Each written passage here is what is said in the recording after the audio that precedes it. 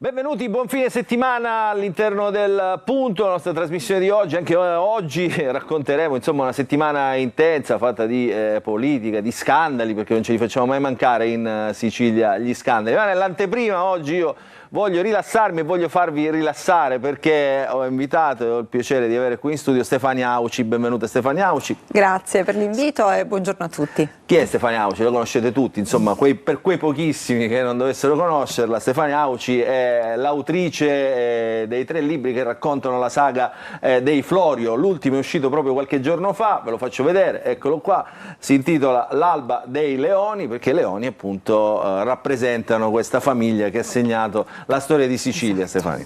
Sì, ed è un volume che è stato abbastanza impegnativo da scrivere, ma di cui sono estremamente orgogliosa e fiera. E in questo testo racconto gli albori della famiglia Florio prima di diventare Florio. Parte nel 1772, quindi con la nascita di Paolo, che sarà poi colui che si trasferirà a Palermo e che inizierà il cammino della famiglia, e termina nel 1799. Quindi un periodo storico estremamente complesso, però visto con una sorta di prospettiva rovesciata dal basso, da Bagnara Calabra, che è questo piccolo centro che si specchia sul Mar Tirreno e che rappresenta la culla dei Florio, da cui poi appunto Paolo, Ignazio e Giuseppina Saffiotti partiranno alla volta di Palermo. I Florio fanno una migrazione al contrario, però allora era una migrazione vera, cioè verso il benessere, perché ai tempi il regno delle 2 Sicilie era, sviluppava ricchezza, insomma era riconosciuto in tutto il mondo. La migrazione al contrario, loro partono, mi sembra, da un altro paesino che non è Bagnara Calabra. Allora sì, in realtà il nonno di questi ultimi, che si chiamava Domenico, si allontana da un paese che in realtà è a strettissimo, a pochi chilometri di distanza da Bagnara, che è Melicuccà. Melicuccà però non ha davvero un peso nella storia, ad essere pesante è appunto proprio Bagnara, perché Bagnara rappresenta non soltanto la cittadina di origine dei Florio, ma anche il punto mentale, affettivo da cui questa storia parte. Perché parlo di queste espressioni? Perché Melicuccà è la cittadina che viene maggiormente falcidiata dal terremoto insieme ad Oppido, il terremoto del 1783. Noi siamo a Catania, siamo in realtà in Sicilia, quindi una terra di terremoti, la Calabria a maggior ragione, e proprio quel terremoto sarà un momento epocale per l'evoluzione della famiglia e per l'evoluzione di entrambe le regioni. Beh, i Florio insomma raccontano anche oggi, ancora oggi, tanto della nostra Sicilia, basta girare un po', Palermo è piena di Florio, diciamolo, esatto. ancora oggi. Insomma è un simbolo che racconta una bella Sicilia, questo spazio si chiama l'opinione, che voglio dire è l'opinione che noi chiediamo al nostro ospite oggi, Stefania Auci. Ma che Sicilia è oggi rispetto a quella dei Florio? È una Sicilia complicata, probabilmente la Sicilia dei Florio aveva più aspettative, aveva probabilmente anche le mani un po' più libere e soprattutto era considerata centrale da chi il commercio lo faceva veramente, quindi penso soprattutto agli inglesi, che di fatto avevano una sorta di quasi di protettorato, comunque sia delle basi importanti di riferimento per i loro commerci. Oggi la Sicilia, anche all'interno del Mediterraneo, purtroppo ha perso in parte la sua centralità, perché altrove sono gli assi commerciali, altrove sono gli assi di interesse politico, ed è a mio avviso un grosso errore, perché la nostra isola rappresenta un felice punto di sintesi tra il nord e il sud del Mediterraneo. Ritengo per esempio che Palermo, anche Catania, abbiano dei punti di contatto molto maggiori con il Nord Africa rispetto ad altre aree dell'Europa, rispetto per esempio alla Germania, è ovvio. A partire anche dall'architettura, dal modo di fare, dal modo di parlare, dal cibo, dal gesticolare, dalla cultura. Il ruolo della Sicilia oggi è purtroppo un ruolo marginale ed è un peccato, perché specialmente in questa fase storica sarebbe interessante trovare dei territori anche fisici di incontro e di confronto. Allora, io prendo un po' di note biografiche. Il libro di grande successo, no? I Leoni di Sicilia, è stato tradotto in 42 paesi, diciamo, ha visto questo nome tradotto anche in lingue, immagino che non conoscesse, diciamo, con sua... Ci sono delle cose un po' strane che ogni tanto... Però devo dire, scusami se ti interrompo, cioè mi fa piacere anche che ci sia anche un elemento simbolico. Nel mio scaffale io ho messo accanto la traduzione ebraica e la traduzione araba. Mi fa piacere pensare che almeno sugli scaffali ci possono essere dei momenti di dialogo. Senti, Sabrina, quando hai capito che, diciamo, era cambiato un po', stava cambiando qualcosa? Tra il maggio e il giugno del 2019, lì ho capito che effettivamente c'era qualcosa di nuovo rispetto alle altre precedenti esperienze professionali. Ed è stato poi un crescere, un confrontarsi con la benevolenza del pubblico, con l'affetto del pubblico e anche prima con l'interesse un po' curioso degli altri colleghi, scrittori, dei giornalisti. Adesso devo dire che la situazione si è, tra virgolette, ecco, normalizzata, nel senso che chi mi stima, chi i detrattori ci sono, è normale, fa parte del gioco. Quindi va bene così. Allora, questo libro, diciamo, quello che ha dato poi vita alla saga, è diventato anche una serie prodotta da Disney, quindi insomma un colosso internazionale, diciamo, della produzione cinematografica. Abbiamo anche, diciamo, ecco qua stiamo vedendo anche qualche trailer con attori di primo piano, insomma c'è un passaggio, no, da un'Italia, diciamo, che legge poco o niente alla trasposizione cinematografica, ha fatto diventare questi Florio anche così alla portata di tutti. Beh, rivedere le immagini è un po' emozionante, era da qualche tempo che non le vedevo e mi fa piacere veramente anche scorgere volti amici, perché poi la cosa bella di questa serie è stata che alcuni di questi attori si sono trasformati in amici. Mi fa piacerissimo ricordare Esther Pantano, che peraltro ha curato e ha seguito le letture di queste prime presentazioni qui in Sicilia, con la sua voce, la sua delicatezza, la sua maestria. E devo dire che proprio ad alcuni di loro, appunto ad Esther, a Vinicio Marchioni e a Paolo Briguglia, devo un po' la scintilla che mi ha portato a decidere, a scrivere in maniera ben determinata questo romanzo. Ora che c'hai i soldi, immagino, ville, no? Viaggi in tutto il mondo. Sfatiamo il mito che con la cultura si diventa ricchi. Sfatiamo questo mito, sfatiamo questa diceria. Ti prego, se no già abbiamo pochi margini, diciamo, sei un simbolo, diciamo, per chi vuole almeno approcciarsi alla cultura. Qualcosa succede, ma non è di quelli che ti sposta la vita, che ti fa andare sullo yacht con la sigaretta in mano e il cocktail nell'altro, cioè continua a lavorare e sono felice di farlo, ecco. Allora, Stefania ci fa l'insegnante, poi questo è, come dire, anche un occhio, uno sguardo privilegiato alla società di oggi. Faccio questo riferimento perché oggi si parla molto, no, di minori senza controllo, baby gang, violenza, Maranza, come dire, il nome importato, diciamo, che adesso è diventato titolo di tutti i giornali. Ma in realtà non è che sia, a mio avviso, cambiata in maniera radicale la situazione, cioè quelli che una volta in dialetto si definivano picciuttunazze, questi ragazzini così un po' cani di bancata, senza punti di riferimento, magari con delle famiglie un po' disastrate alle spalle, ci sono sempre stati, sono sempre esistiti, così come pure ci sono stati i figli di papà che per noia o per sfida hanno tenuto dei comportamenti anche che travalicavano appunto il limite del penale. Non è niente di nuovo, probabilmente è qualcosa però che ha più visibilità, che ha più forza, che ha più impatto, e si gestisce molto male, perché oggi abbiamo un po' le armi spuntate in quanto adulti, non soltanto come insegnanti, non soltanto come genitori.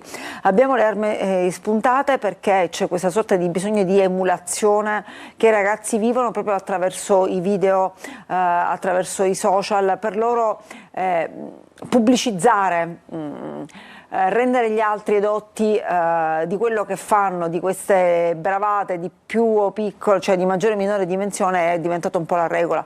E c'è anche una cosa che mi colpisce molto, spessissimo anche i conflitti familiari finiscono, per esempio su TikTok, non è raro il caso anche che un po' ci lascia scioccati da insegnanti, da adulti, vedere questi dissing, chiamiamoli così, tra genitori e ragazzi, tra ragazzi, anche con termini abbastanza pesanti. Si è un po', secondo me, perso, questo sì, abbiamo il senso raccontato delle proprio parole. quello del ragazzino picchiato, che è diventato, diciamo, un video virale sui Esatto. social. Probabilmente è stato, in questo caso i social sono stati in questo Hanno caso aiutato a liberare, insomma, esatto, c'era una dimensione di violenza familiare che era fortissima, ma la cosa che appunto dovrebbe farci riflettere è che sembra quasi caduta quella paratia, quella membrana che separava il pubblico dal privato, per cui oggi è abbastanza normale che sia i figli che i genitori, e questo trovo veramente pesante, pubblichino i momenti di lite, i momenti di crisi con i figli sui social, rendendoli praticamente,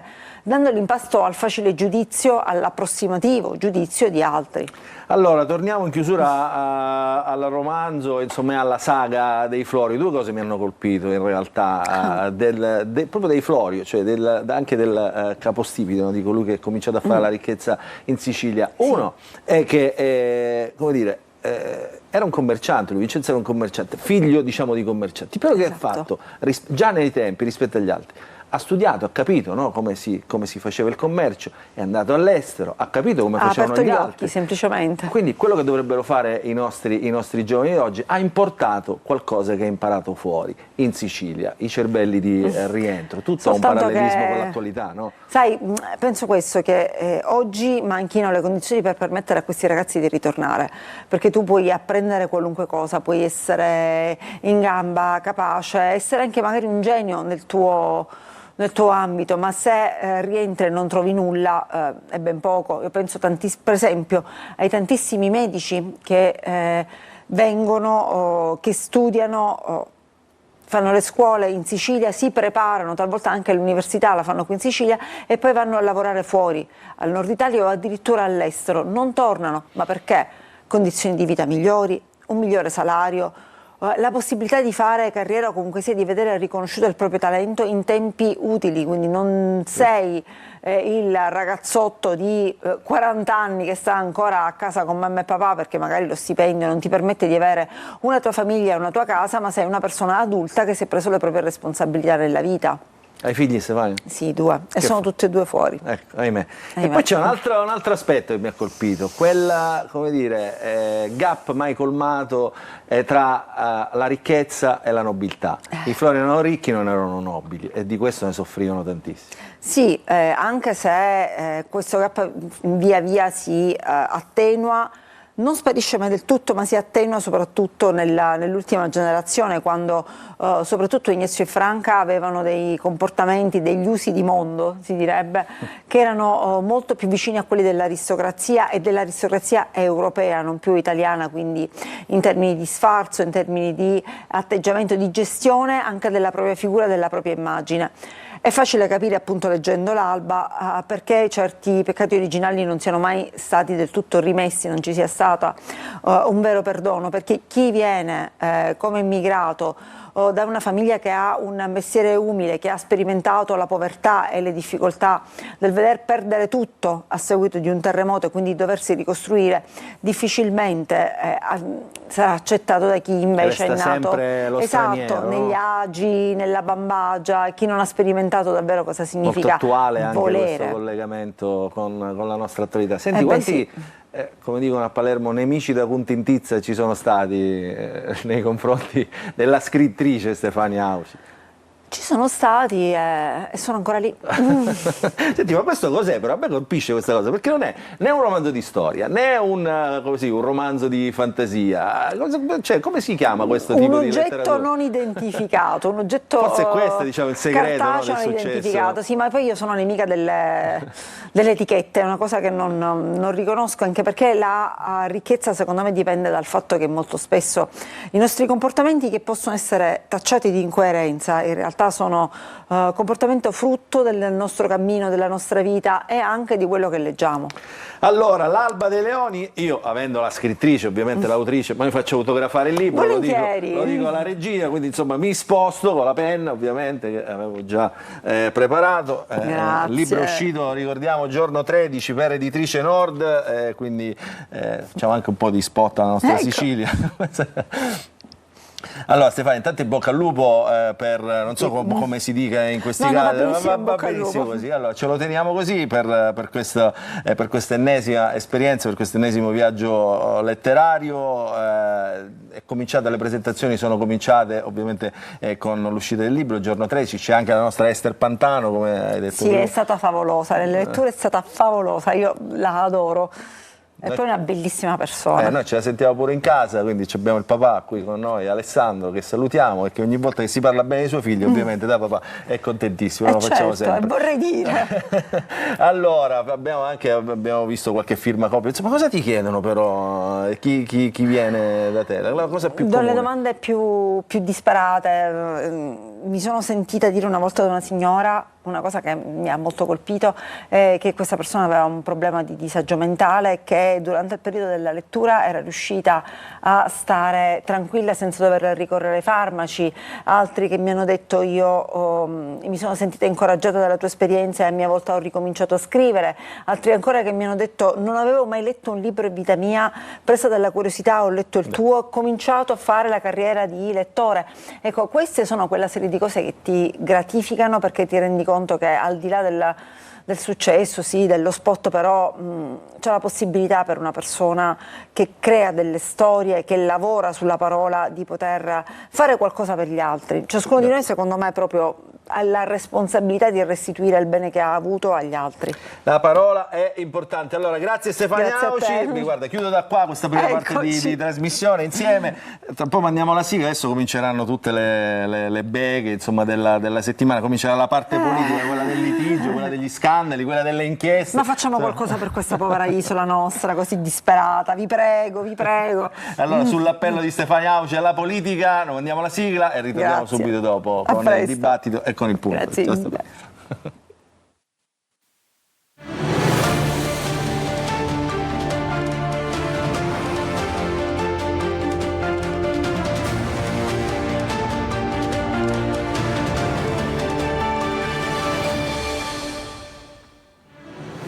Ancora benvenuti dopo l'anteprima bella oggi con Stefania Auci che ci ha raccontato i Leoni di Sicilia, ci ha raccontato anche quest'ultimo suo libro, il terzo capitolo della serie dei Florio. Insomma, adesso entriamo nel vivo del dibattito di oggi. Oggi tanta politica, si è tornato a lavorare l'Aula, l'Ars, quindi insomma sono successe anche delle cose che racconteremo. Nel frattempo oggi si è consumato il secondo giorno di visita di Antonio Tajani in Sicilia per mettere pace tra le diverse anime di Forza Italia, litigiosi ormai da mesi, insomma, per capire insomma, chi ha ragione o chi ha torto in questa disputa tutta interna al partito. Nel frattempo c'è Cateno De Luca che sta lanciando da Caltagirone il suo nuovo movimento, e poi l'emendamento fake di Ismaele Lavardera. Insomma, la trasmissione non basta, servirebbero più puntate. Insomma, cercheremo di raccontarvi tutto come sempre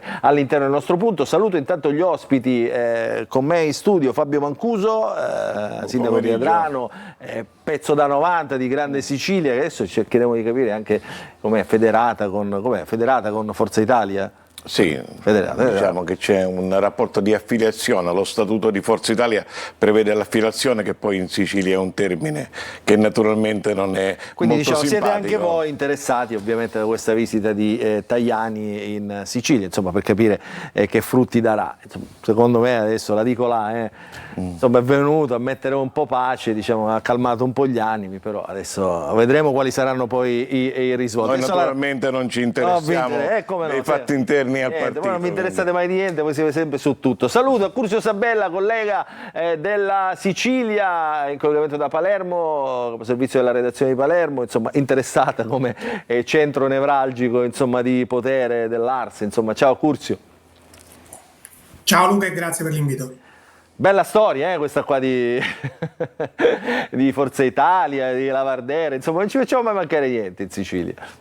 No, vi posso dare già una notizia dal Vai. Chiama di Palermo. Vai, vai. Il partito è unito, non c'è nessun problema. Ecco, anche ieri era così, prima di partire da Catania, partito è unito, non c'è nessun problema. Quindi questa è la notizia delle ultime ore. Allora, facciamo così, siccome ho Totò collegato, Totò Calì con le sue vignette, cominciamo con Totò, poi più avanti verranno Cateno De Luca, Luigi Sunseri, Ismaele Lavardera, insomma c'è di tutto oggi. Allora, Totò, benvenuto.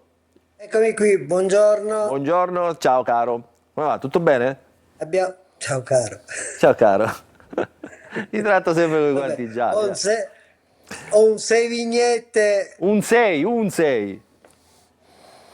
6 vignette Vai. che parlano di tutto un po'. Di tutto un po' della settimana, ci racconti la settimana tu, insomma, con queste vignette. Vai, partiamo con la prima. Partiamo con la prima. Ah, proprio prima con l'argomento del giorno, con l'argomento del giorno. Il Titanic. Il Titanic, non è male il Titanic. Procediamo così, la rotta è quella giusta. Ci sono 2 iceberg che sono Mancuso e Caruso. Mancuso non quello che abbiamo noi in studio, ovviamente, giusto? No, quello là che è indagato. Quello indagato, non ce ne facciamo mancare mai, non ci facciamo mancare mai niente. Un indagato serve sempre, no? Sempre. Sempre. A curriculum. Fa curriculum. Andiamo avanti, Caruso invece è il coordinatore, insomma, sulla graticola. Poi, Groenlandia, questo è un altro bel La tema. Groenlandia.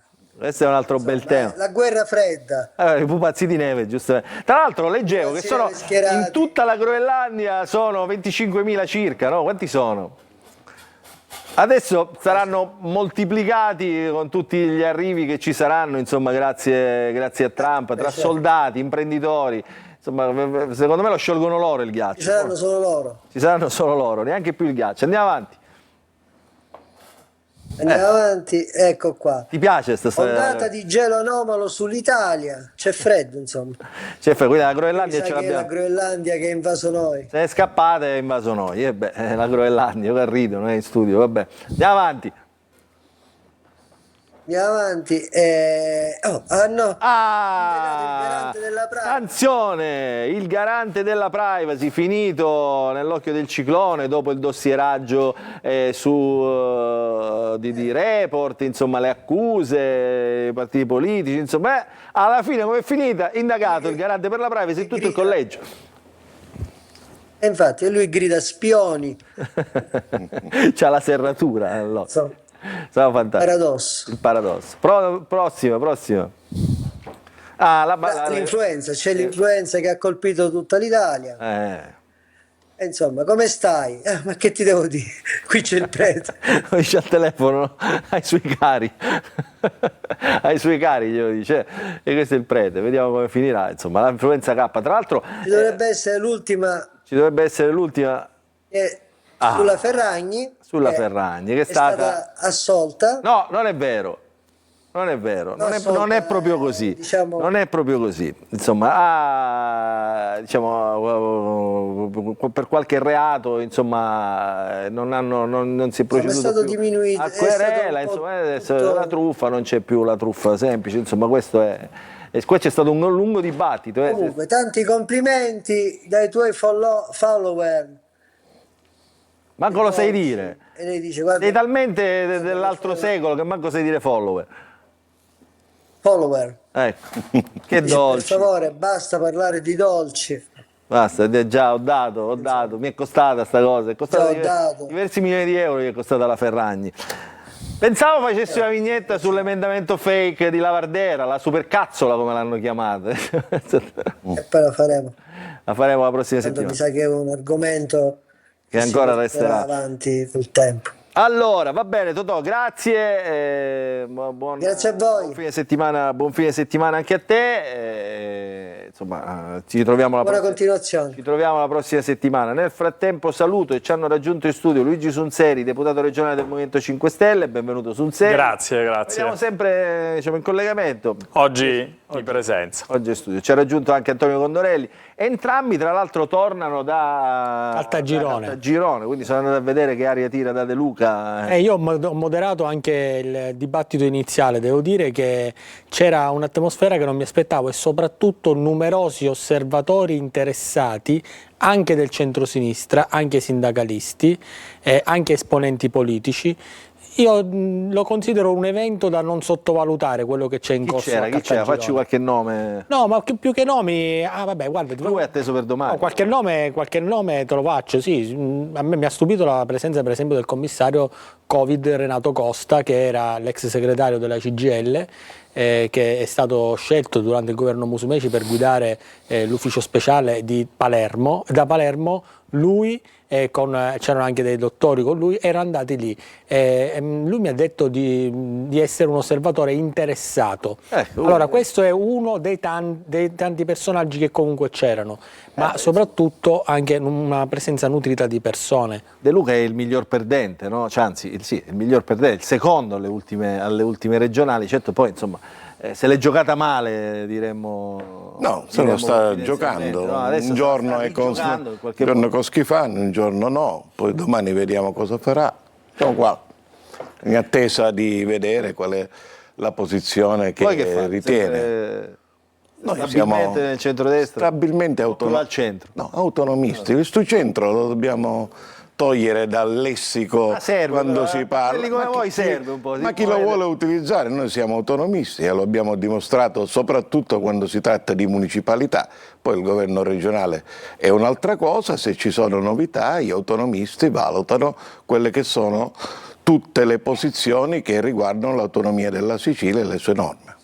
Allora, Accursio, adesso entriamo anche nella vicenda Tajani, Forza Italia, eccetera. Però questa storia di Cateno De Luca, di Caltagirone, incuriosisce quantomeno, no? De Luca che riparte insomma, da Caltagirone, insomma, per non ripartire dalla sua Messina, che è un po' la sua comfort zone. Sì, ma incuriosisce soprattutto non tanto secondo me la sede, ma quale sarà la direzione che prenderà da questa città, cioè dove deciderà di andare Cateno De Luca. L'onorevole Mancuso faceva riferimento, diciamo, ironicamente ai cambiamenti di posizionamento di De Luca in questi ultimi mesi, che sono evidenti. Adesso però le elezioni si avvicinano e il momento della scelta si avvicina anche, quindi sarebbe interessante e curioso capire se Cateno De Luca sarà quello che diceva di essere pronto ad andare a studiare politica da Renato Schifani, o se Cateno De Luca sarà quello che ha votato la mozione di sfiducia.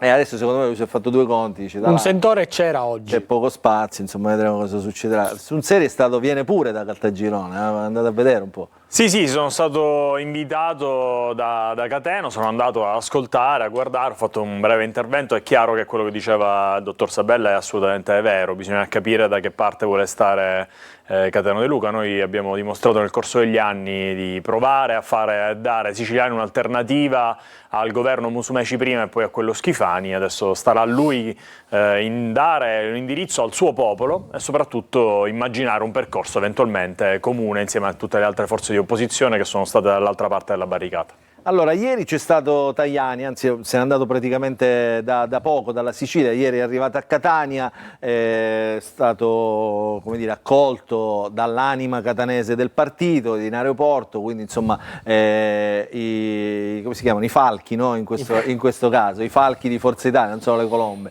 I falchi sono, diciamo, Marco Falcone, insomma, gli altri deputati, insomma, che non gradiscono la linea Schifani.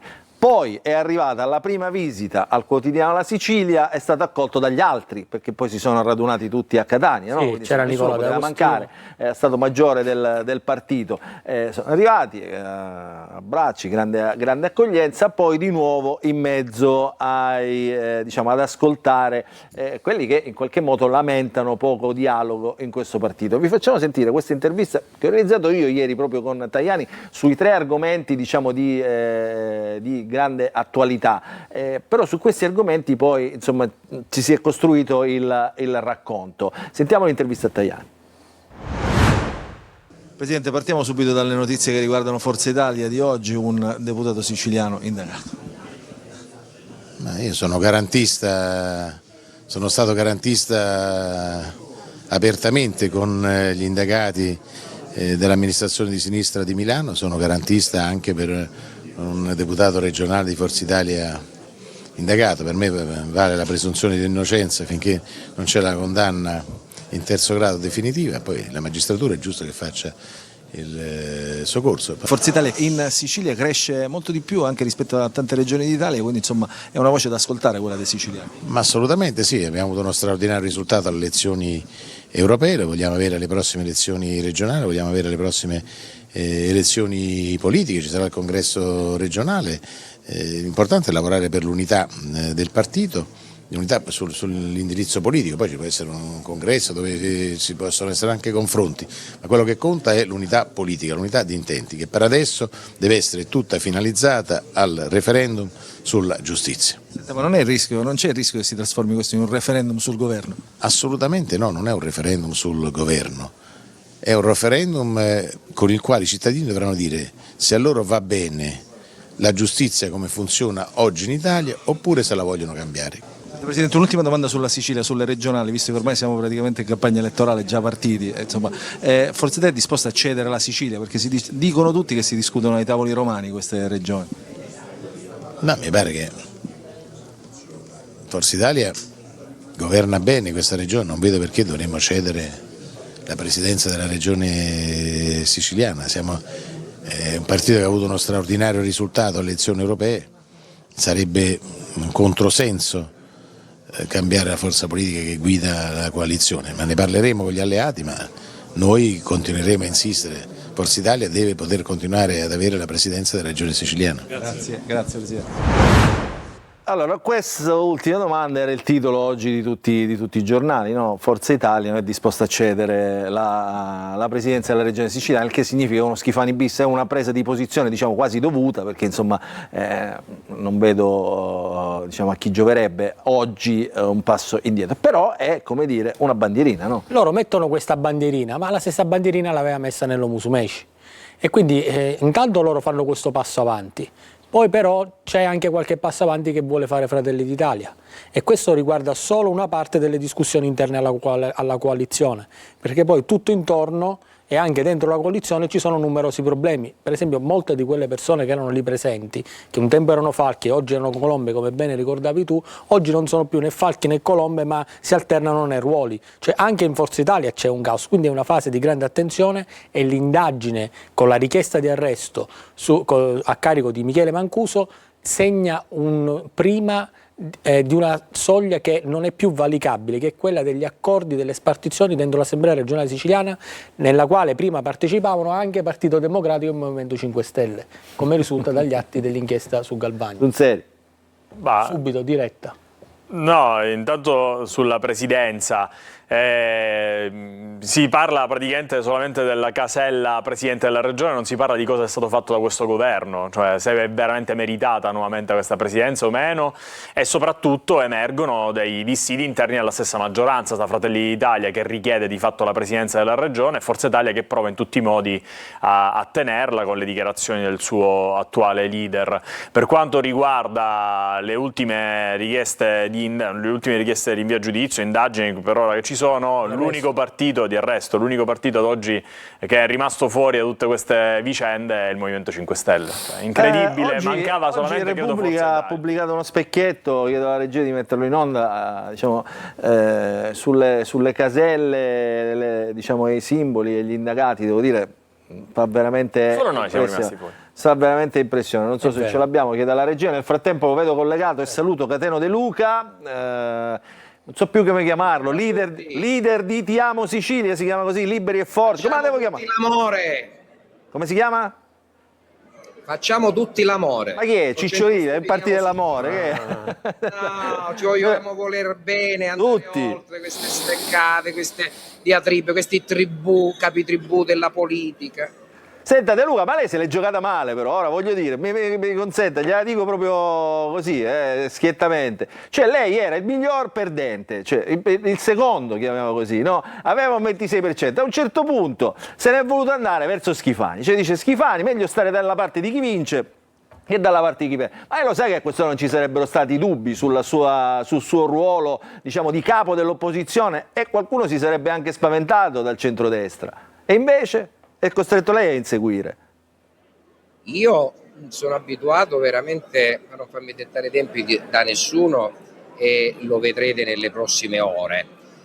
Ho semplicemente dimostrato, ed era importante, che anche con un'opposizione responsabile questo governo, che nasce, voglio sottolinearlo, senza un programma, perché sfido chiunque a trovare il programma di Schifani e di questa coalizione presentato quando è stata definita la coalizione. Se trovate il programma della coalizione vi offro una cena a base di aragoste.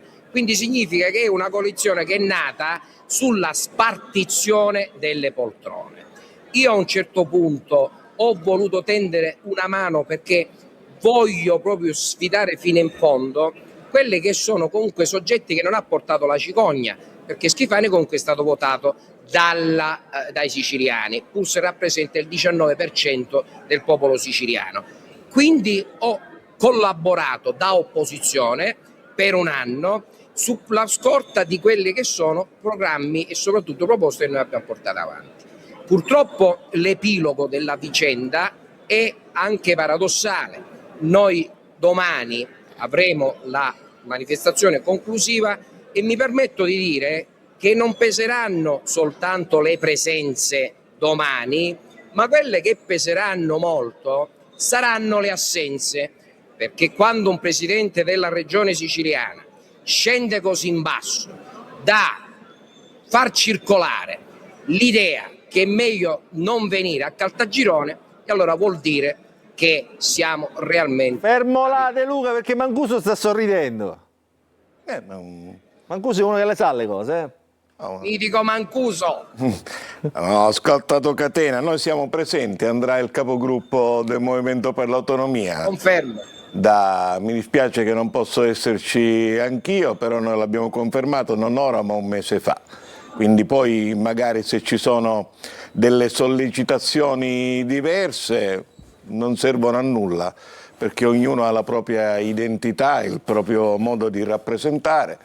Catena, come ha detto, deve decidere cosa fare, speriamo di aiutarlo anche noi in questa scelta. Adesso ci spiega come. Pubblicità e poi torniamo subito. Vi faccio vedere al rientro una foto, diciamo, che scioglie ogni dubbio.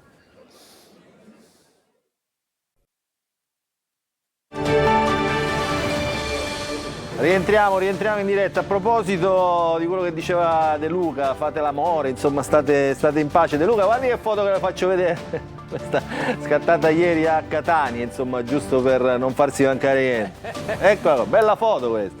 Non è generata dall'intelligenza artificiale, è una foto vera. È una foto che... avevano assunto De Luca ride, guarda come ride. Tutti i veleni possibili e immaginabili sono ministrati. Guardate... Io non so se poi hanno usato il diserbante dopo che si sono abbracciati. De Luca, stanno facendo pace. Perché sì, effettivamente lo capiremo nelle prossime settimane, ma qua il problema non è la pace o non pace, qua il problema è un altro, è il tema che noi lanceremo domani in termini definitivi. Se questa regione deve avere come collante gli assessorati che io ho rifiutato per ben 3 volte, e questo dimostra esattamente la bontà della mia posizione e della posizione di Sud Chiama Nord, e ora devo pagare le conseguenze di un delitto di lesa maestà consumato nei confronti del Ressole. E allora vuol dire che il presidente della regione siciliana, che dovrebbe essere un capo di Stato, si sta dimostrando purtroppo un capo tribù. E allora chiudo il mio ragionamento, e sarà uno degli elementi che domani porremo, ma non è forse giunto il momento, e lo dico a tutti i partiti, perché conviene a tutti, di valutare se bisogna rompere il paradigma che c'è nel rapporto Roma-Palermo ed evitare che in Sicilia si voti in contemporanea alle elezioni politiche o si voti dopo, e invece se vogliamo realmente dimostrare di essere autonomi, votiamo prima, facciamo un patto e io sono disposto nell'ambito di questo patto a collaborare pur di arrivare a una conclusione. De Luca, nessuno lo vuole fare, sono tutti i partiti nazionali, non glielo dà nessuno sto vantaggio. Completo, gennaio 2027 ce ne andiamo a casa, votiamo prima, così tutti i deputati di tutti i partiti hanno le mani libere. Perché allora, De Luca, un attimo, io Luca, ti dico perché non sottovalutare questa cosa. C'è una però cosa... io dico, intanto De Luca ha una fretta di mandare a casa tutti. Lo sta facendo con Messina, sta facendo dimettere il sindaco. Si vuole mandare a casa in anticipo l'Assemblea regionale siciliana. È una cosa da non sottovalutare. Perché, De Luca? Ma le informazioni sbagliate. Ma come no? Ma totalmente sbagliate. Il sindaco, vero, scusi, è il sindaco Basile che in autonomia vuole dimettersi, eccetera, eccetera. E il sindaco Basile che con Cateno De Luca sta facendo la riflessione opposta di Schifani. Tutti ci riconoscono che a Messina stiamo facendo un lavoro eccellente, ma siccome noi siamo l'unico monocolore in Italia in una città metropolitana, e allora può essere che ci interroghiamo se vogliamo fare di più, e per poterlo fare però ci vuole la maggioranza in consiglio comunale e la maggioranza anche alla città metropolitana, che non abbiamo più, grazie a una seppe in seno di nome Nino Germanà, che l'ho risuscitato, e la prima cosa che ha fatto, poi si è fregato parte del premio di maggioranza, se ne è uscito dalla maggioranza e si è comprato un po' di consiglieri comunali. Perché può non anche essere sottovalutare legittimo questa una cosa di situazione De del Luca? genere. Ecco, a differenza invece di Schifani, rispettano risultati che non arrivano, invece fa il ragionamento opposto. Ecco, questo significa essere liberi e forti, chiaro? Aspetta Cateno, allora voglio fare una parentesi e un inciso. Perché non sottovalutare questa cosa che sta dicendo oggi Cateno De Luca? Il motivo votare è questo. prima, tutti prima. Votare prima vuol dire sganciare i partiti, soprattutto locali, dal traino di quelli nazionali, quindi col voto che ha una concomitanza con le politiche, punto primo. Punto secondo, quale sarebbe l'elemento di tentazione? Lui ha parlato di una data, gennaio 2027, attenzione, non lo sottovalutate, perché?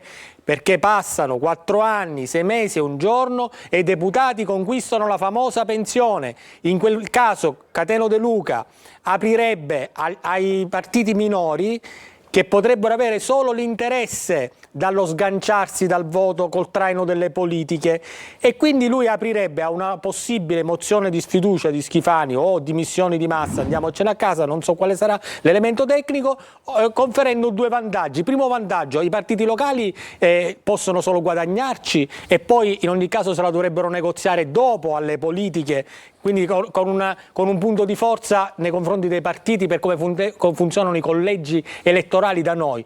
Punto secondo, intanto comincia a mettere sotto scacco Renato Schifani, e lo possono fare anche se non accettano formalmente anche alcuni scontenti che sono anche dentro Forza Italia. Quindi secondo me questa mossa non è una mossa campata per aria. Ma Curzio, ti convince? Cateno annuisce intanto, mettiamo... Ma Cateno annuisce, però qua... è la sua strategia, è normale. Guarda come ride.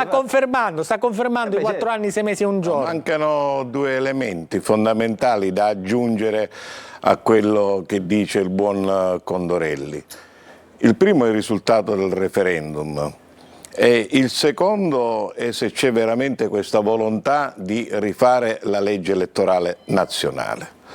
Questi 2 punti, che da qui a breve sapremo il risultato, sia quello legislativo, se c'è la volontà di presentare la legge, e sia quello referendario, da quel momento io immagino che il riferimento dei partiti nazionali guarderà soprattutto anche alle regioni, perché voi sapete meglio di me che il Senato della Repubblica devono inventarsi una norma fatta molto bene affinché tutto questo poi venga a favore della coalizione che si presenterà.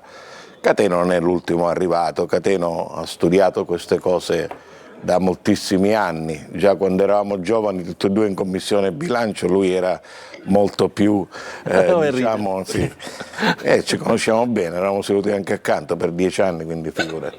E rispetto a questo si è studiato e sta studiando tutto quello che può essere favorevole, e questo a noi ci vede assolutamente d'accordo, ecco, a garantire la presenza di quei partiti come il nostro che territorialmente e in modo autonomo credono in un'azione politica che difenda la Sicilia dai partiti nazionali. Ecco, non è poco. Accursio, Sabella. Sì, allora, l'idea dal punto di vista teorico sicuramente è interessante, ha un fondamento. Credo che questa cosa non succederà. Alla fine il peso dei partiti nazionali si sentirà qui in maniera evidente. Io però volevo fare una domanda all'onorevole De Luca, che è, diciamo, uomo di spirito e quindi accetterà anche se la mettiamo anche un po' sullo scherzo. Voglio cogliere il suo, inno all'amore che ha lanciato all'inizio del collegamento. La domanda è questa: non è il momento, dopo tutto questo amore, di mettere su famiglia ed eventualmente, guardandosi attorno tra i vari partiti regionali, vede qualcuno con cui magari è più facile mettere su casa? Ma io vorrei precisare una cosa, che intanto il dato regionale ci ha consegnato un risultato straordinario e tra virgolette stravagante del 2022. Abbiamo conquistato, ed ho conquistato da solo, il 25%. In genere chi mi ha dato morto in questi anni ha dovuto subire l'effetto Fenice, perché se voi guardate la mia storia, mi hanno dato morto diverse volte, o per vicende giudiziarie o per vicende anche fisiche, e siamo arrivati con l'ultima competizione elettorale delle regionali al 25%.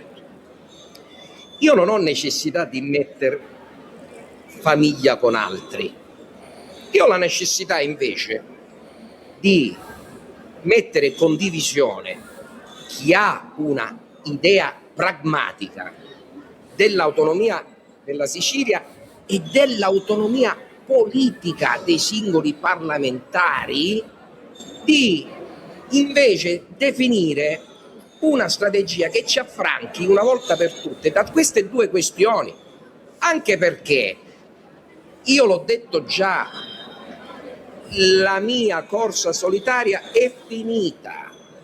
Io l'ho fatto, l'ho dato il mio contributo in tal senso, ora è il momento di un passaggio ulteriore, ma lo posso fare con i miei simili, lo posso fare con chi realmente... Oggi chi sono, De Luca? Oggi chi sono i suoi simili?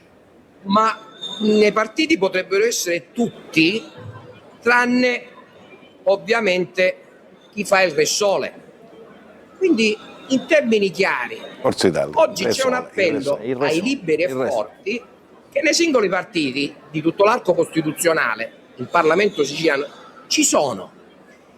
E ci sono coloro che oggi stanno prendendo coscienza che continuare con la logica del Re Sole da un lato, con i non risultati dall'altro, perché io quando sento sciorinare il rating mi viene la pelle d'oca. Perché?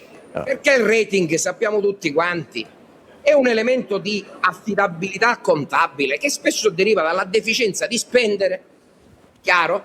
E qui andrebbe fatta una bella analisi, come l'avanzo di amministrazione di 2 miliardi è l'altro elemento che in genere si caratterizza perché la macchina non riesce a spendere. Rispetto a che cosa? A fondi straordinari che sono stati dati in questi anni. De Luca, siamo d'accordo, però lei sa meglio di me. Lei sa meglio di me però che in mezzo a tutti questi ragionamenti lei è un bravo amministratore. Voglio completare una cosa. Aspetta, perché le città siciliane continuano ad essere le ultime in Italia come indice di vivibilità? Nonostante abbiamo città come Messina che hanno fatto miracoli su alcuni fronti, ma è ovvio, perché la Sicilia continua ad essere una delle ultime regioni a livello europeo come indice di sviluppo Quindi quando sento parlare di questo rating che cresce, ma che rispetto al quadro complessivo delle regioni europee che hanno avuto le stesse risorse della Sicilia, la Sicilia continuare a crescere dello 0,1, 0,3, mi viene la pelle d'oca e mi incazzo.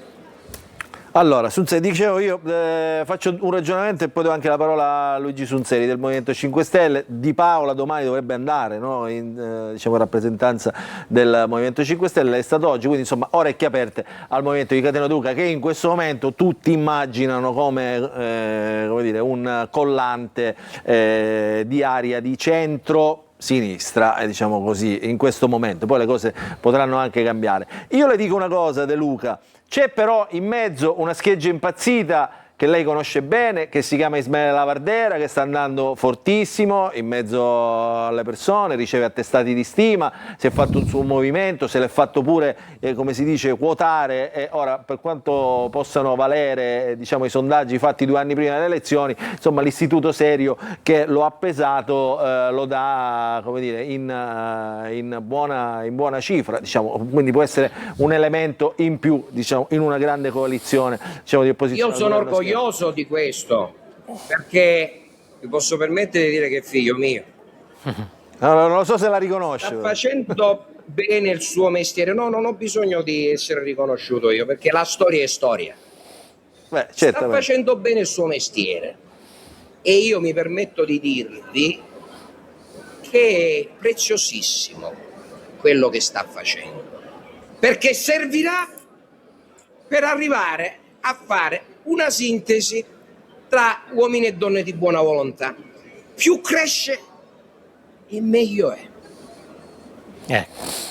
Allora, dicevo, e poi la porta è chiaramente aperta. Domani immagino anche Ismaele Lavardera andrà a Caltagirone, è stato invitato, lui l'ha detto, dice, tra l'altro, ha detto De Luca, ha accettato l'invito, un po' tipo Maria De Filippi, no? Cioè, apri la busta, cioè, è così, quindi ha accettato, come ride, è contentissimo. Domani vedremo, domani vengo pure io, voglio vedere che aria si respira. Questa è una notizia, sta uscendo Lanza, Ciliberti sarà qua a Caltagirone. Lanciamo Lanza.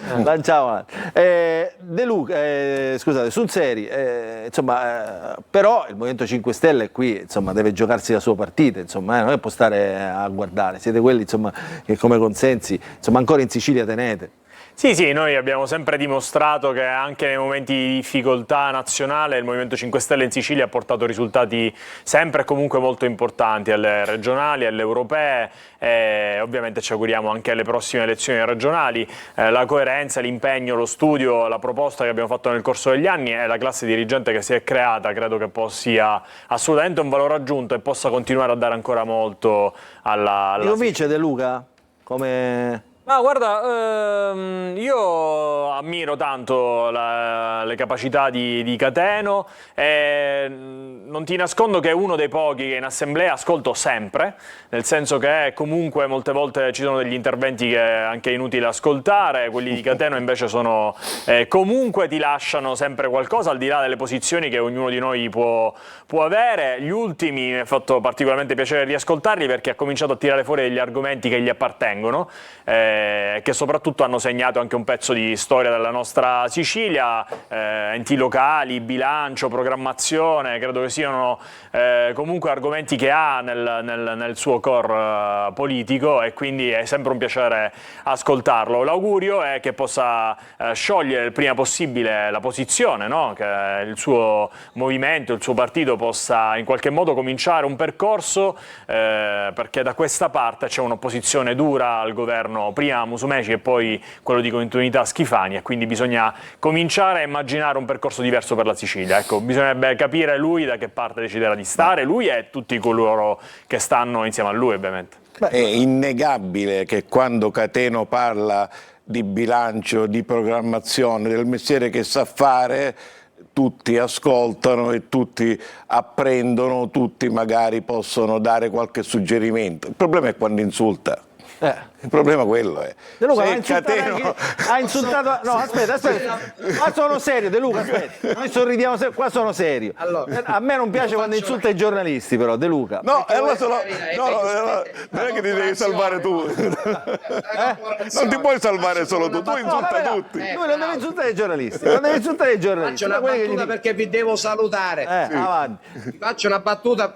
Allora, quelle che sono gli argomenti che stiamo affrontando, l'argomento è anche uno dei panel, il linguaggio fuori le righe di Lo Sturzo. Lo Sturzo nel 1919 ha detto: la politica è costellata da rappresentanti politici eunuchi, senza palle. Ora, era Lo Sturzo a dire questo, mica era Cateno De Luca. Perché l'ho voluto riprendere il ragionamento? Perché è inutile che strumentalizzate le mie parole per cercare di sfuggire dal merito. Perché la verità è una, che finora io col corpo a corpo che ho avuto con chiunque, non solo ne sono uscito da gigante, ma non per merito mio, perché purtroppo siamo circondati di nani. Chiaro? Ecco. Beh, questo saluto da Caltagirone. No, aspetta, De Luca, una cosa in chiusura e poi la libero. Diciamo, siete talmente attenti a leggere le cose dell'Assemblea regionale siciliana, della finanziaria, tutti, che avete fatto passare questo emendamento supercazzola di Lavardera. Allora, lei ride, ma c'è 1 milione che balla, che non andrà a nessuno, no? No, ma prima che interviene Cateno, aspetta Cateno, perché desidero che mi ascolti. Quella non è una supercazzola. Quella è una norma che è applicabilissima in Sicilia. Vabbè, però è nata come supercazzola. Ma può essere nata. Poi lei la il Sarchiapone che naturalmente ricorda Walter Chiari del 1958, in questo caso la Valdera, che starà girando un altro film all'interno dell'Assemblea e non all'interno del comune di Palermo, lo vedremo tra qualche anno, ha fatto scrivere una norma che è perfetta per l'unione dei comuni, per tutte le unioni dei comuni. È così, ha sbagliato. Ha sbagliato a scrivere, se per lui una supercazzola, ma secondo me gli hanno fatto una truffa a lui dicendo che era una supercazzola, invece è una norma assolutamente applicabile. E io vi sto, appena esco da qua, faremo il comunicato stampa, difenderemo questa norma in prima commissione, considerato che Luigi ha presentato un emendamento per abrogarla. Abbiamo una relazione di 38 pagine che depositeremo in prima commissione, dicendo che quel milione di euro deve andare ai comuni e deve andare all'unione dei comuni, perché gli ambiti, la territorialità, l'interconnessione sono tutte cose previste nelle statuto dell'unione dei comuni, e siccome all'unione dei comuni mancano quelle risorse per pagare i funzionari, devono essere utilizzate. Finalmente si apre il coperchio che l'unione dei comuni non ne parla nessuno, è bene che ne parliamo noi amministratori che qualcosa la conosciamo. Quel milione non può essere sottratto ai comuni e la supercazzola di Lavardera diventa una norma e una legge che salverà l'unione dei comuni. Noi faremo richiesta, io sono presidente dell'unione dei comuni del Balsimeto Etna, presenterò la richiesta all'assessorato, vediamo cosa dice il direttore, che ha risposto a Luigi Sunseri parlando del singolo comune, ma non ha letto gli atti di costituzione che sono depositati presso l'assessorato dell'Unione dei Comuni. Quindi tutto quello che è scritto è una norma che va a favore dell'Unione dei Comuni. Pirandello sembra. Non è un fatto pirandelliano, ti lascio la relazione anche a te prima che la depositiamo in commissione, dove è spiegato in modo molto chiaro quello che è previsto per l'Unione dei Comuni. L'ambito territoriale mica l'ha inventato la supercazzola di Lavardera. L'ATO cos'è? È un ambito territoriale. I distretti sanitari cosa sono? Sono ambiti territoriali. Vuoi che continuo sulla territorialità o sulla interconnessione dei servizi che devo gestire l'Unione dei Comuni? Ma no, ma lui ha tentato di mettere alla berlina il Parlamento. È un boomerang. Il Parlamento, le istituzioni gli salgono di sopra. Ha sbagliato, perché l'uomo lo puoi uccidere, l'istituzione non la potrai mai uccidere. Lavardera stavolta ha toppato, anche con la lettera di stamattina fatta al Presidente dell'Assemblea, che vuole fare l'impiegato che alle 23 vuole andare a casa. Amico mio, prendi 9.000 euro al mese, vuoi andare a casa alle 23 di sera, vuoi timbrare il cartellino, ma stai scherzando? Oppure gli dice al Presidente dell'Assemblea che dobbiamo fare un tavolo tecnico per gli emendamenti, ma perché? I funzionari dell'Assemblea gli sembrano dei soggetti che non conoscono come fare e come dare e quella norma è stata letta giustamente anche dai tecnici dell'Assemblea e hanno fatto bene a farla passare. È una supercazzola che torna indietro, quei soldi ai comuni non si toccano. Io prego a Luigi di riflettere e di leggere. Allora facciamo così, io devo liberare De Luca perché c'ha ovviamente il resto. E vorrei capire anche Cateno cosa ne pensa, che lui sa cos'è l'Unione dei Comuni, sa la sofferenza che abbiamo per pagare quei funzionari e quel milione non si deve toccare. Se c'è qualche lessico all'interno della norma che deve essere variato, una parola, la variamo, ma si tratta di questo. Ma quei soldi non si toccano per i comuni hanno assolutamente bisogno di quelle risorse. Allora, il mio collega sindaco Mancuso ha toccato la questione. Basta semplicemente una piccola correzione più di forma che di sostanza, perché la sostanza di quella norma è la funzione svolta in area vasta da più enti, punto. E quella ci sta tutta, quindi bisogna per questo poteva sembrare, diciamo, leggibile, ecco, in questo senso anche i funzionari. Chiarito questo, il tema, per concludere sulla io ve lo faccio vedere perché insomma dell'intento, sta chiamando Lavardera, adesso lo mettiamo in viva voce. Ora è ovvio che io comprendo in questo momento lo spirito che anima Ho citato già 15 anni fa, quando mi sono spogliato all'Ars, perché non c'era una cosa importante che era da questo vista dissacrante. Tutti siamo stati peones giovani e animati di grande volontà. Quindi io ci sono passato e lo comprendo. È ovvio che, come capita in tutte queste storie e intemperanze, bisogna stare attenti a un fenomeno che si chiama rinculo. L'effetto rinculo diventa pericoloso, perché tu non fai altro che, tirando, a farti male e a metterti in quel posto da solo.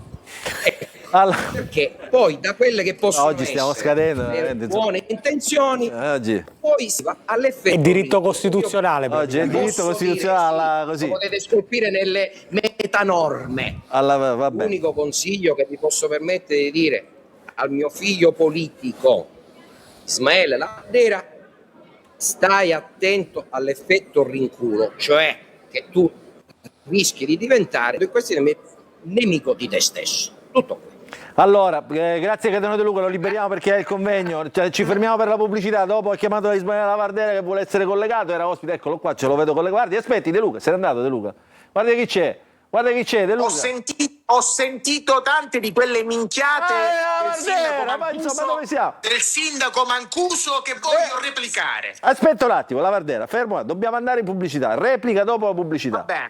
Va bene. Dopo la pubblicità. Fallo moderare. Rientriamo in diretta. Allora, siccome siamo in diretta sta succedendo di tutto, abbiamo collegato, allora, chiamiamola così, emendamento fake di Lavardera. Mancuso ha ovviamente un'idea ed è la sua. È un'idea, una legge quella. Una legge, allora, chiaramente l'emendamento fake di Lavardera era provocatorio, quindi ovviamente era provocatorio per far vedere l'inefficienza dell'ARS. Allora lui è qua, ha sentito quello che ha detto il sindaco Mancuso e adesso vuole rispondere e si è collegato in diretta. Eccolo qua, Lavardera si è ricollegato nel frattempo, glielo dico anche a lei, Lavardera è sceso dal palco. Cateno De Luca, che nel frattempo era salito dal palco per salutare i suoi, è risceso perché anche lui vuole intervenire su questa norma fake, perché ha sentito quello che ha detto prima Mancuso e adesso vuole sentire quello che dice Lavardera. Prego, Lavardera. Guardi, se il sindaco di Adrano avesse studiato un minimo, poteva comprendere che c'è stato un collega dell'ARS che ha fatto un accesso agli atti, probabilmente col tentativo di impalarmi pensando che quella norma volesse, diciamo, significare qualcosa.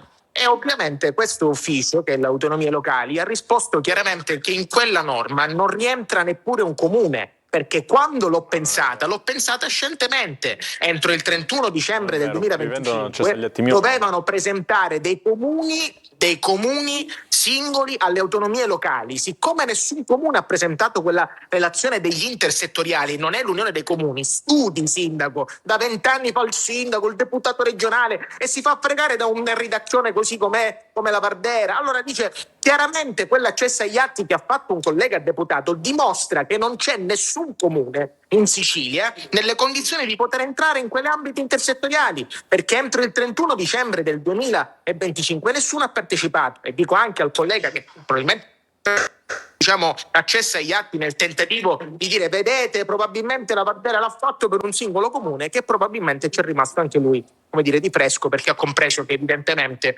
non c'è nessun comune che partecipa. Questo è quanto. Allora, fermo là e le risponde Mancuso. È proprio la prova che non ha letto l'emendamento, l'onorevole Lavardera. Lo ha presentato, ma non lo ha letto.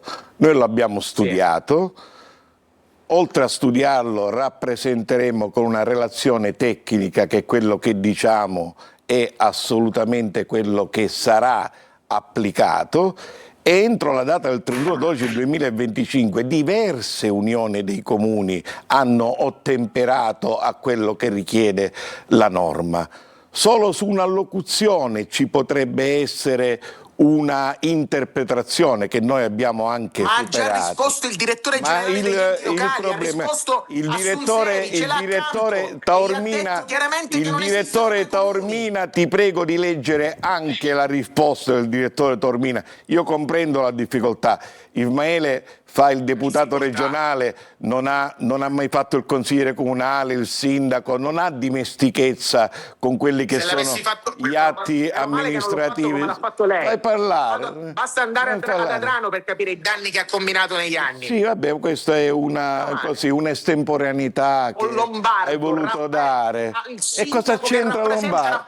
Ma perché ti stai arrabbiando? Ma perché ti stai arrabbiando? Ma perché lei parla? Ma perché parli di Lombardo? Ma perché non parli di una supercazzola che ti è tornata indietro? Perché non parli di una supercazzola che ti è tornata indietro, che non sei riuscito neanche a farla? Non sei buono neanche a scrivere una norma. Io non dimostro nulla. Io non dimostro nulla. Ma cosa c'entra Lombardo? Ma cosa c'hai da dire a Lombardo? Ma cosa c'è? Ma guarda che non hai la patente per dire queste cose. Non hai la patente per dire queste cose perché ancora devi dimostrare qualcosa. E quello che stai dimostrando al momento è quello che sai fare bene del tuo mestiere. Il tuo mestiere è quello di fare il sarchiapone da un lato e poi l'attore di film che hai fatto prima a Palermo e ora stai facendo all'Assemblea. Non è che è un'offesa, è un modo di fare politica e in questo caso può succedere. Hai presentato una norma e noi ti ringraziamo, noi che siamo sindaci, che possiamo utilizzare. Perché ti stai arrabbiando? Noi ti stiamo ringraziando. Quella norma non è una supercazzola, è una grande norma che aiuta l'unione dei comuni. O non vuoi aiutare l'unione dei comuni? O per forza questo milione lo dobbiamo buttare?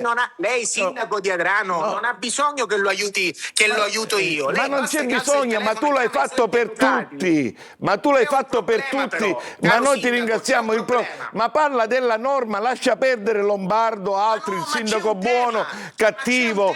Il problema è quella norma non è una supercazzola. Quella norma è una norma assolutamente ottima e noi ti ringraziamo. Il direttore degli enti locali. Il direttore degli enti locali ha parlato del singolo comune e sono sorpreso. Ora Luigi, assolutamente, sono sorpreso assolutamente che anche quella lettera del direttore generale non si riferiva ai comuni, perché tutto quello che tu richiedi nella norma entro il 12/2025 sono tutti gli atti propedeutici che serviranno ad avviare l'organismo intermedio delle aree interne. Ma chi l'ha detto che non sono applicabili? Il direttore degli enti locali. Ti prego, lascia perdere che non è il re sole neanche il direttore. Ti prego, se tu ritorni in te stesso, e ti leggi la relazione tecnica che noi allegheremo, guarda che anche tu ti convincerai che è scritta una bella norma. Anche tu sarai convinto di questo. Allora, un attimo, io vorrei fare parlare Sunseri che ha fatto l'accesso agli atti. Mi ha chiamato un deputato della maggioranza dicendo: attenzione Ismaele, stanno facendo in tutti i modi di far sì che hanno fatto tutta una figura di merda pressoché anche ovviamente non è una anche alcuni parte degli uffici. Ascolti, mi fa parlare però, e stanno tentando in tutti i modi di far sì che quella norma in qualche modo può essere applicata, così si salvano capre e cavoli. E poi vediamo. Sunseri, allora. Metta un po' di pace. Siamo veramente al paradosso. Intanto non capisco perché Ismaele non riesca a pronunciare il mio nome e cognome, cioè nel senso hai difficoltà a dire Luigi. Figurati. Non penso ci sia un problema del genere. Detto ciò, ovviamente si sta parlando di una richiesta di accesso agli atti che ho fatto io, quindi diciamo ne conosco sia un deputato, il famoso. Ne conosco sia il deposito sia la risposta, che non porta la firma del direttore generale, figuratevi. E quindi diciamo quando avrete voglia di leggerla sono a disposizione a distribuirla. Non è Illuminaci. No. Ne hai parlato in quel video. Al momento ne hai parlato in video, dice che non c'è nessun comune. Al momento opportuno la tirerò fuori. Ora è il momento opportuno. Che cosa c'hai? Scusami. Io ho la risposta dell'assessore Dagnino che mi riporta le tue parole e dice esattamente che quell'emendamento non è applicabile. Allora, se volete fare passare. Ma io non voglio fare passare nulla. Io Ismaele, l'unica cosa che so, perdonami però perché hai parlato solamente tu, l'unica cosa che so è che quella sera, in tarda serata, l'unico deputato ad accorgersi di una norma che era scritta per me male, ma non mai avrei pensato di leggere una norma fake, cioè per me era una norma scritta male, punto.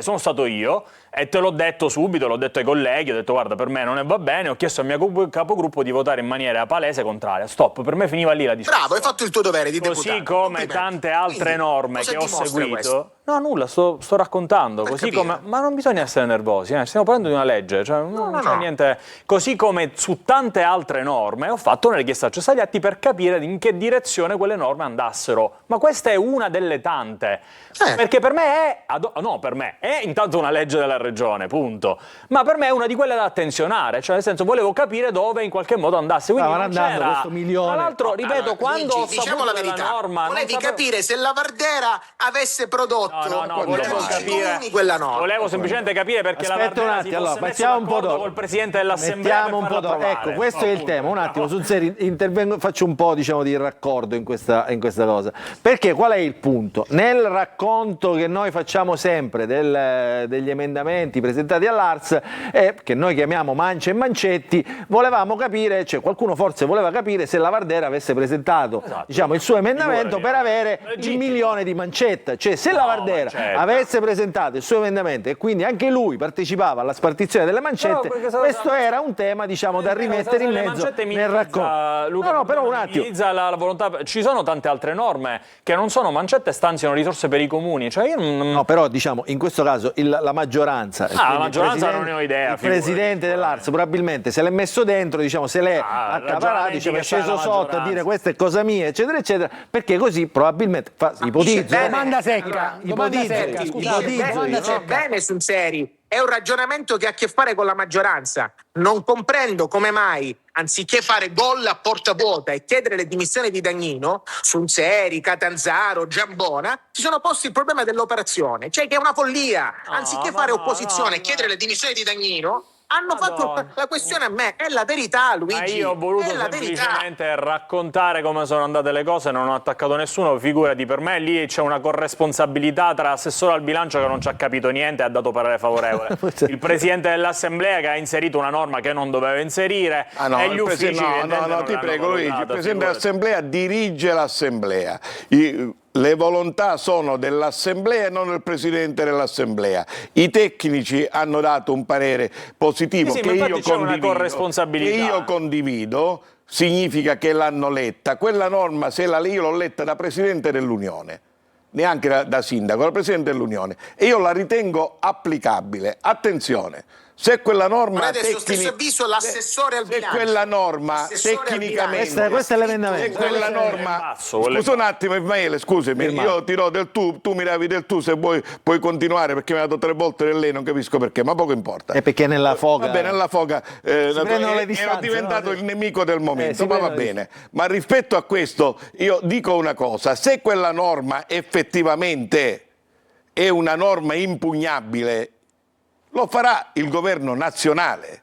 Se passerà il vaglio del governo nazionale quella norma, è una norma di legge che deve essere applicata. È una legge a prescindere Assolutamente, è una legge, quindi il problema non sta qua a litigare tra me, Ismaele o Luigi o chi altro rispetto a quello che è stata. Attenzione, una legittimità nell'azione di Ismaele, ma se passa il vaglio del governo nazionale diventa legge della regione siciliana, e poi il percorso è quello che dice Luigi, come noi che la vorremmo difendere o migliorarla con i emendamenti perché è applicabile, ma restano i soldi ai comuni grazie a Ismaele Lavardera e il suo emendamento, oppure abrogarla per vedere cosa fare. Quindi è un percorso sotto il profilo legislativo, ma l'assessore Dagnino nero su bianco che quella ma ognuno risponde a Ismaele. Io non sono per litigare neanche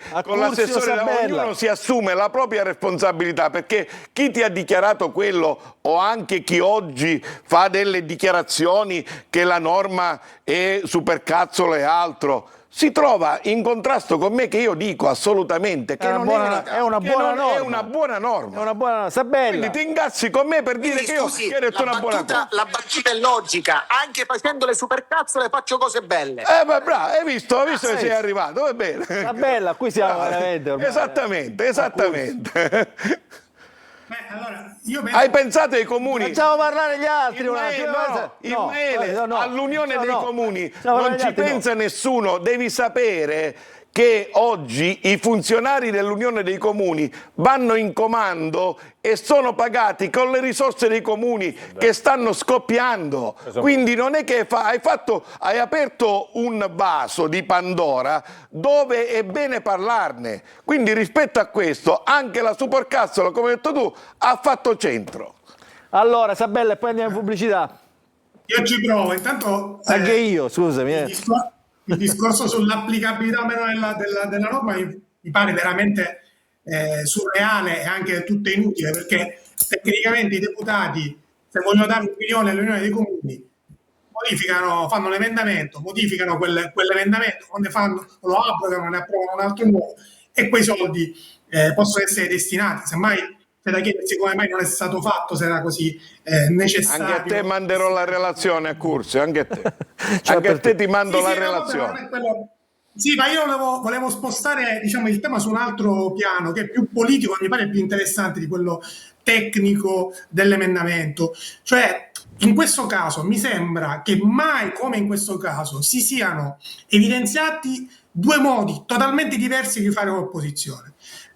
Un'opposizione, diciamo, più come dire, d'attacco, che è quella di Ismaele Lavardera, una più, come dire, istituzionale. Io ho letto anche le prese di posizione sia di Catanzaro che di Sunseri, che sostanzialmente dicono noi l'opposizione la facciamo con gli strumenti che ci vengono forniti dal nostro ruolo di deputato. Ecco, volevo capire da questo punto di vista se, visto che abbiamo entrambi, sia Sunseri che Lavardera qui, se è la fase politica in cui voi vi sentite più distanti rispetto, diciamo, a quello che abbiamo visto. Voi fino a poco tempo fa eravate in un'abbazia di San Martino delle Scale a ragionare insieme su una mozione di sfiducia, adesso sembrate molto distanti. Volevo sapere che sta succedendo. Posso? Prego. Ma a differenza del centrodestra, rispondo io. Ma stava rispondendo, figurati. Vabbè, vai un attimo, stava rispondendo. È d'attacco, Ismaele. No. Facciamo così, andiamo alla pubblicità, ultima pausa pubblicitaria, poi rispondono Sunseri e Lavardera. Poi risponde Luigi. Rientriamo, allora stiamo parlando nell'ultima parte della nostra trasmissione, abbiamo qualche minuto, stiamo parlando già da un po' dell'emendamento fake, abbiamo messo così tra virgolette, di Ismaele Lavardera, che voleva così sollevare l'inefficienza degli uffici pubblici regionali, insomma dell'Assemblea regionale siciliana, mettendo un emendamento che non aveva senso, secondo lui è collegato qua, e ripartendo 1 milione di euro dei soldi pubblici siciliani così a nessuno praticamente, perché nessuno poteva applicare questa legge, questo che è diventato poi legge nella finanziaria. Mancuso, dal canto suo, che è sindaco di Adrano, esponente di Grande Sicilia, dice attenzione, dice guardate che questa norma invece, questa legge è applicabile, anzi grazie a Lavardera, perché tutti questi soldi noi li daremo ai comuni che non hanno risorse. Sunseri, che è qui con noi, ha fatto accesso agli atti, che cosa le hanno detto? Ma sull'accesso agli atti si dice che sostanzialmente così, in questo modo, diciamo ad oggi non risultano comuni che hanno depositato una richiesta per procedere a attingere a queste risorse. Tra l'altro, come dire, la legge è stata pubblicata a gennaio dopo la scadenza del 31 dicembre che era scritto all'interno della norma, quindi comunque andrebbe eventualmente modificata o sistemata o abrogata, è evidente questo. Lavardera, che voleva aggiungere qualcosa ovviamente a questa, perché no, io stavo rispondendo alla domanda di Isabella, che non è una domanda secondaria. Quindi se vuole io lascio prima lo spazio. Sì, ma no, ma guarda, io voglio essere chiarissimo in questo, forse più di quanto non lo sia stato nei giorni scorsi.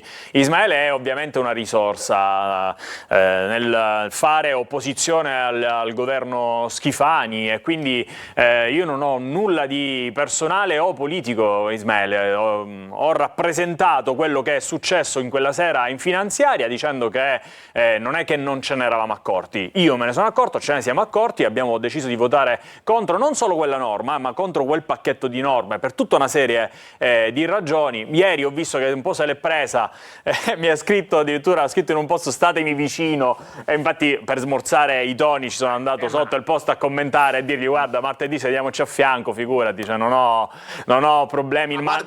È chiaro che ognuno di noi no, ma lo so Isma, ma ripeto, lì la questione è che ognuno di noi rappresenta. Hanno tirato in mezzo anche il presidente Calvagno, ognuno di noi, guarda, Luca Ciliberti, ognuno di noi rappresenta un modo di fare politica in modo diverso. Per me è più importante obiettivi, programmi e idee per questa Sicilia. E Ismaele interpreta il suo ruolo in un modo che non è il mio, e quindi sono liberamente portato a dire che io quell'azione non l'avrei fatta e che preferisco fare 100 interventi in aula per bloccare delle cose che magari non mi vedono assolutamente d'accordo, ma ognuno di noi interpreta un ruolo identico ma con modalità diverse, ed è assolutamente legittimo. Per me Ismaele è un quid in più in questo percorso, figuratevi.